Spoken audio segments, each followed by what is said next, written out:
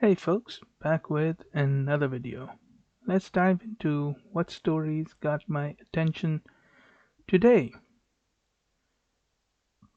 Starting with the continuing war in the Nagorno-Karabakh region, the Nagorno-Karabakh Defense Ministry reported another 29 military casualties, making the death toll of servicemen to 633.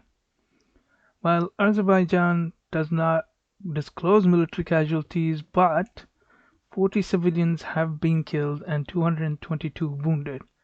This is according to the Azeri Prosecutor General's office.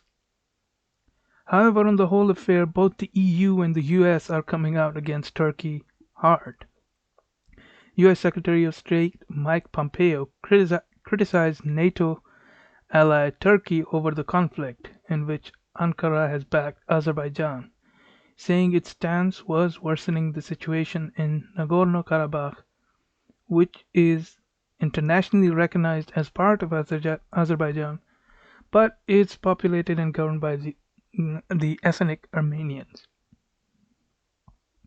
Turkey's arms export to Azerbaijan has surged by a factor of 6, as this article shows down below. However, it seems that there's trouble brewing for Turkish President Recep Tayyip Erdogan. Now, according to most polls, the Justice and Development Party, the AKP, and the government's coalition party, the Nationalist Movement Party, is losing popularity.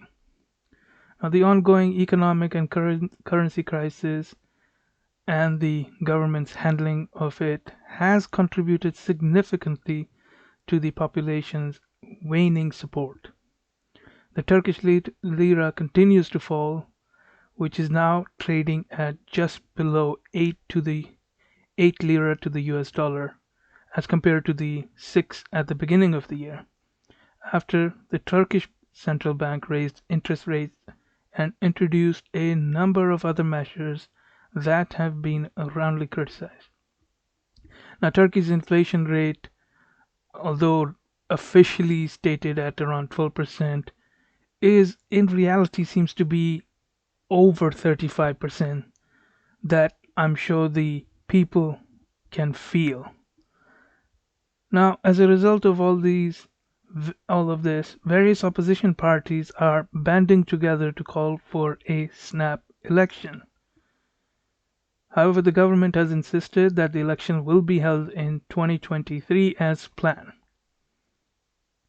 However, I think the opposition party can start to work together to put pressure and maybe modify Erdogan's behavior.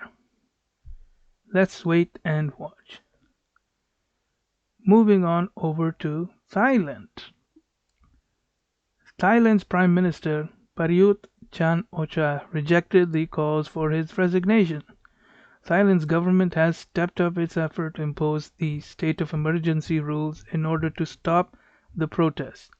The student protesters have said that they would move down the street to continue their rally. Now, approximately 10,000 protesters have gathered. On Friday, another 2 activists were arrested under a law covering violence against the Queen for their alleged part in the heckling of the motorcade. Now, they could face up to life in prison if convicted, which I think is maybe too harsh of a punishment. The legal aid group Thai Lawyers for Human Rights said at least 51 people have been arrested since Tuesday in connection with the protests. Now, as usual, I would like the government and the protesters to sit down and figure out what to do, but I guess the government will try to push its luck by using all the legal and, let's just say, their whole government apparatus to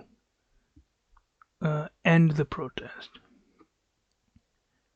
Moving over to Lebanon, it has been 1 year since the people in Lebanon took to streets to protest against new taxes and widespread corruption among the ruling class.